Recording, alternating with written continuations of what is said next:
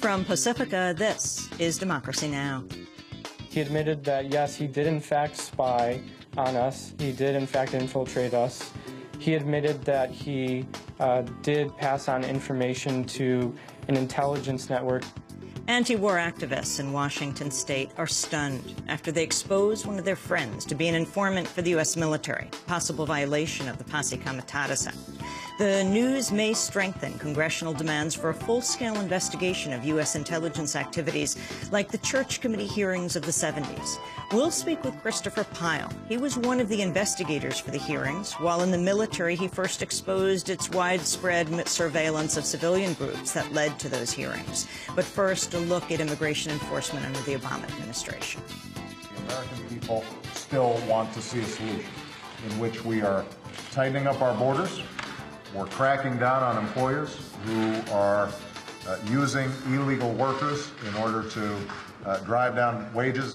A coalition of immigration activists are planning a protest today against Homeland Security Secretary Janet Napolitano and her expansion of immigration enforcement programs like 287G that effectively give local police the powers of federal immigration agents. All that and more coming up. Welcome to Democracy Now!, democracynow.org, The War and Peace Report. I'm Amy Goodman. At least 18 Iraqis were killed and 27 wounded Tuesday in nationwide violence around Iraq. The toll includes 8 security guards slain in a bank robbery in Baghdad. Meanwhile, witnesses say at least 4 people were killed and scores wounded in an Iraqi military raid on the camp of an Iraq-based Iranian opposition group. The People's Mujahideen Organization, or MEK, is a U.S. ally and sworn enemy of the Iranian government. The top U.S. military commander in Iraq has suggested the U.S. Air Force will continue to control Iraqi airspace beyond the 2011 deadline for the withdrawal of all U.S. troops. On Tuesday, General Ray Odierno said Iraq won't be able to provide its own air defenses by the time U.S. forces are supposed to leave Iraq. Odierno's comments follow last week's statement by Iraqi Prime Minister Nouri al-Maliki that U.S. forces could remain in Iraq beyond 2011 to provide what he called, quote, training and support. Odierno's comments came as Defense Secretary Robert Gates continued an announced visit to Iraq. Gates discussed U.S. arms sales to Iraq beyond the 2011 deadline. And so we are in the process here in 2009 in working out the kinds of equipment we might be able to transfer to the Iraqi security forces, equipment that's already here, as well as talking about purchases of new equipment by the Iraqis. And we basically will be guided by the requirements that they provide and that we develop in a dialogue with them. As Gates visited Baghdad, hundreds of Iraqis marched in Sadr City against the U.S. occupation. Protesters waved Iraqi flags and shouted anti-occupation slogans. Meanwhile, the so-called Coalition of the Willing in Iraq is losing its junior member. British forces have until Friday to withdraw from Iraq, ending their more than 6 years as an occupying force. Iraqi lawmakers blocked a vote on an agreement that would have allowed 100 British troops to remain in Iraq beyond the Friday deadline. As British troops wind down their role in the occupation of Iraq, Colombian troops are on their way to Afghanistan. CBS News is reporting a group of elite Colombian Special Operations Forces are set to join the U.S. occupation of Afghanistan as early as next month. Colombia is the top recipient of U.S. aid in the Americas, despite having one of its worst human rights records and the world's second largest internally displaced population after Sudan. A top U.S. official told CBS News, quote, "The more Afghanistan can look like Colombia, the better." In other news from Afghanistan, 8 people were killed Tuesday in a bombing of a NATO convoy in Helmand province. The victims were all Afghan contract workers hired to escort the convoy. In Britain, a new poll shows a majority of respondents think the Afghan occupation is unwinnable and want British troops to withdraw immediately. July has been the deadliest month for foreign forces in Afghanistan since the 2001 invasion. 32 U.S. troops and 22 British troops have lost their lives.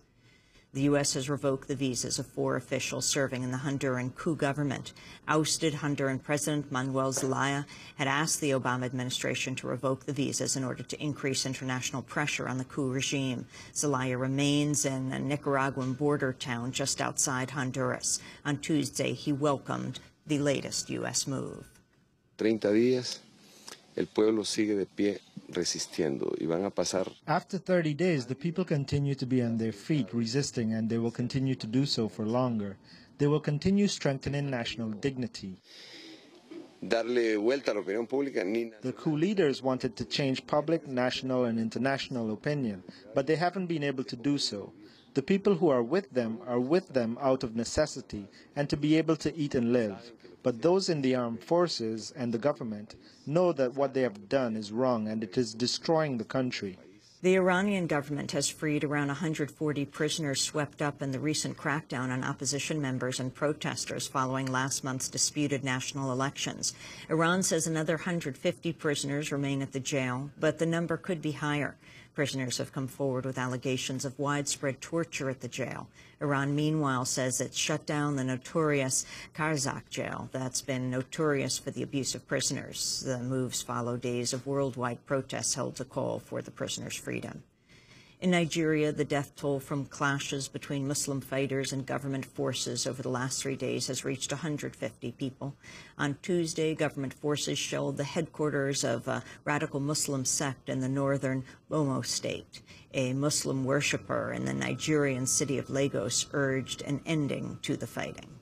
There's a way to settle issues between both parties. So I don't see a reason why people should be killing themselves for nothing. At Guantanamo, a teenage Afghan prisoner has been transferred to a section reserved for those cleared for release.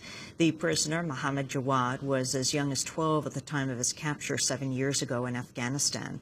Last week, the Obama administration admitted it could no longer hold Jawad as an enemy combatant after a federal judge ruled his confession was obtained through torture.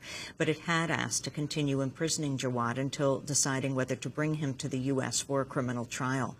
On Tuesday, the Afghan government said it's prepared to send a plane to bring Jawad home. In Britain, the human rights group Reprieve has filed suit against the British government over the rendition and torture of a former Guantanamo prisoner. Reprieve says Britain allowed the rendition of Mohammed Madri through the U.S. airbase on the British-controlled island of Diego Garcia. Madni spent 3 months in Egypt, where he was tortured and then sent to Guantanamo, where he was jailed for 6 years until his 2008 release.